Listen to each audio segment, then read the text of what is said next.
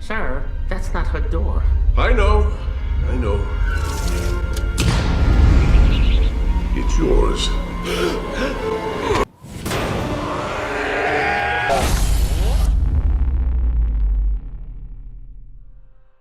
Hey, what's up, soldiers? My name is GregFPS, the Zombies Extraordinaire, and welcome back to another video here today on the channel.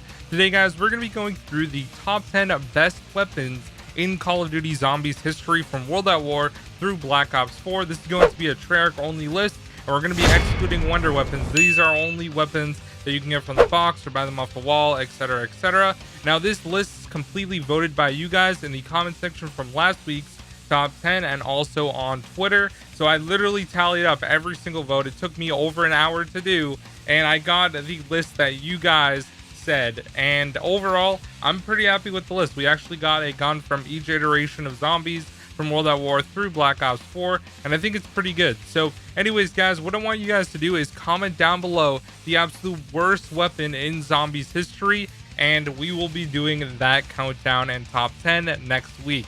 So without further ado, guys, let's get right into the video.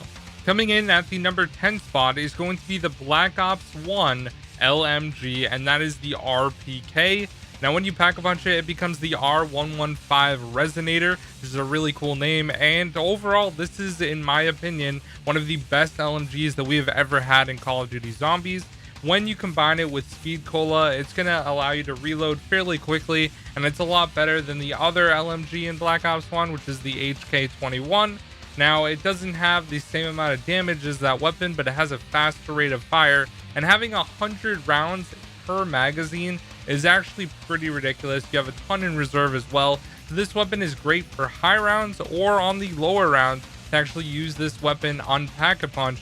And then when you finally Pack-a-Punch, you're going to start dealing a ton of damage to zombies wherever you end up shooting them. So overall, the RPK, voted by you guys, comes in at the number 10 spot.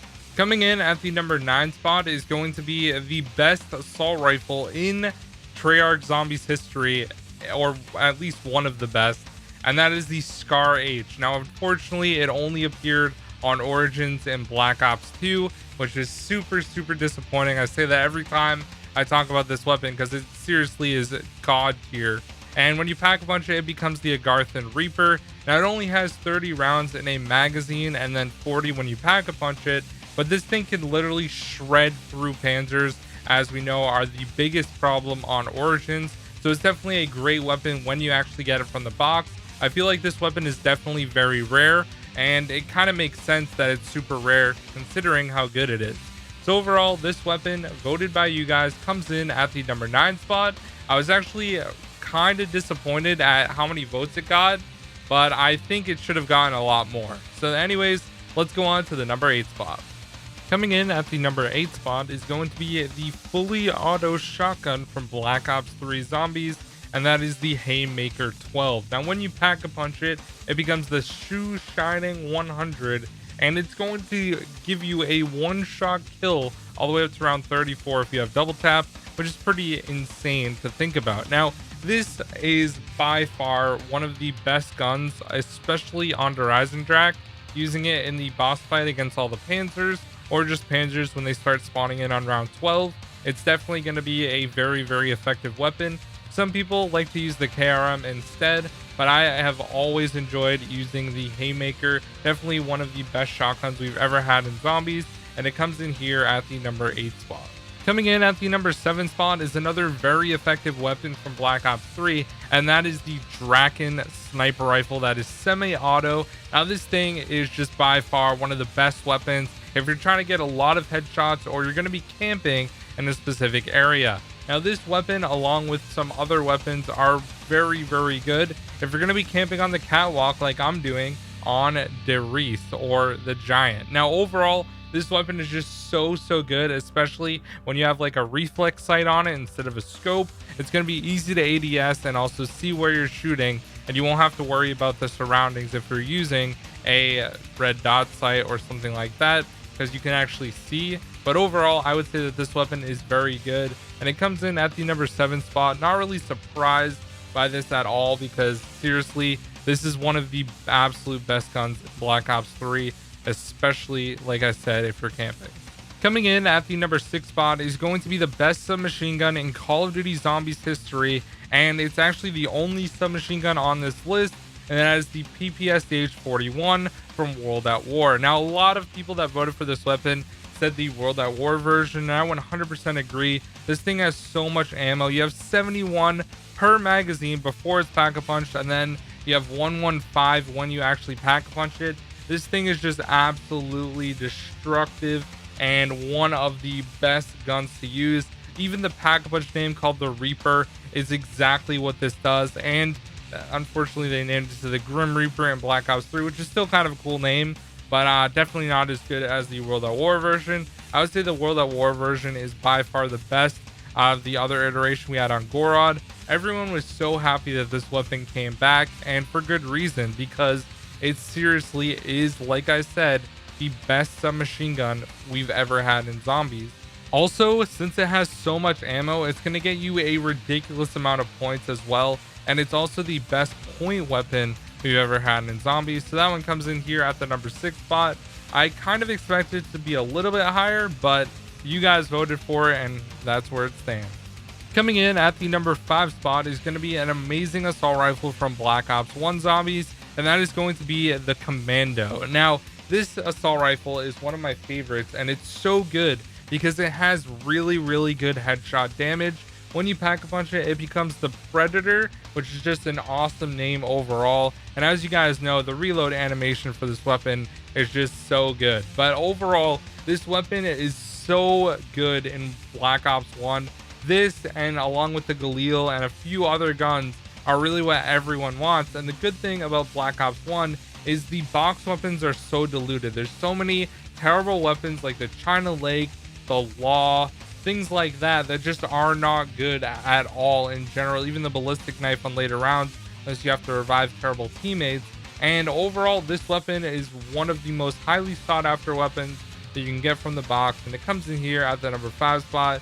You guys definitely seem to know how good this weapon is, and that's why I got so many votes. Coming in at the number 4 spot is going to be another absolutely amazing assault rifle from Black Ops 1, and that is the Galil. Now, you could also get this weapon in Black Ops 2, Black Ops 3 on some of the Chronicles maps, and you can also get it in Black Ops 4. Now, overall, this weapon is so good because, once again, just like the Commando, it has really good headshot damage. It actually has the exact same damage that the Commando does. But the great thing about the Galil is it's going to have a little bit of extra ammo in the original magazine. Unfortunately, when you pack-a-punch it, it becomes the Lamentation, but it doesn't change the ammo size. You just get more in reserve. And overall, I would say that this is a very good assault rifle, and people love using it even to this day. And I would say that in Black Ops 1 and Black Ops 2, they are pretty much identical, especially when you end up pack-punching it. You get a reticle, which is kind of cool. Treyarch always has some awesome reticles, especially in Black Ops 1 and Black Ops 2, and they're always really fun to use. This weapon looks so good, and I just love using it. It comes in at the number 4 spot, voted by you guys. Coming in at the number 3 spot is going to be the best weapon in Call of Duty Zombies history that you could buy off the wall. You could draw it on Buried, and you could also get it at the bottom of the broken down elevator shaft on Die Rise, and that is the AN-94. Now, this assault rifle is so powerful, and it is such a good weapon for getting points as well. When you pack-a-punch it, it becomes the Actuated Neutralizer 94,000, which is a really cool name, and it has a ton of ammo as well. You get 50 per magazine and 600 in reserve when you pack-a-punch it. So you can pretty much never run out of ammo, and if you're playing on Buried or Die Rise, you can always just buy more ammo, which is going to be great. You get a lot of points for using this weapon as well because it has so much ammo, and it just is amazing for getting headshots. So this weapon, without a doubt, it was going to be on this list. It was just a matter of where it was going to be placed, and you guys placed it at the number 3 spot. Coming in at the number 2 spot is going to be the best LMG we've ever seen in Call of Duty Zombies besides the Mauler Sentinel from IW, and that is going to be the Dingo, which is the best Treyarch LMG they've ever made. Now, overall, this weapon is just absolutely insane because of how much ammo it has. 120 per magazine and 600 in reserve is crazy once you pack-a-punch it. it becomes the Direwolf, which is just a sick name overall. If you're going to be camping with this weapon and the Draken or the Bahamut, and you're just going to be up on the catwalk on the Giant, you're going to be able to survive for so long. And I remember doing this to rank up. I would always get the Dingo and the Draken and just sit there for hours and hours, getting so many headshots and just getting a lot of points and actually ranking up fairly fast. Because I remember I was like 10th prestige before they even added the extra levels once you get to 35. So overall, this weapon is really good, and it comes in here at the number 2 spot. Coming in at the number 1 spot is a freaking wonder weapon. It's the fucking Hellion Salvo. Oh my gosh, this thing is so damn good, and I was debating whether or not to even include it because Murphy was literally commenting it on every single person's tweet that said something different. But overall, obviously the Hellion is so good. It has so much damage. It has attachments to make it stronger and have a better blast radius, or a bigger blast radius, have more ammo. I mean, this thing is just so good. And then obviously they have PhD slider in the game, so you can literally just shoot it at your feet. Now, it wasn't as good at launch because PhD slider allowed you to still get splash damage, but now that you can just shoot it at your feet when you're just like in a tricky situation, everyone that does high rounds in Black Ops 4 uses this weapon. There's so many different strategies. No matter what map you're playing, it's going to be very good unless you're using a wonder weapon, and this gun is just so good. I really hope that in the next Treyarch game there isn't a weapon like this, because it was literally the best wonder weapon on pretty much every single map.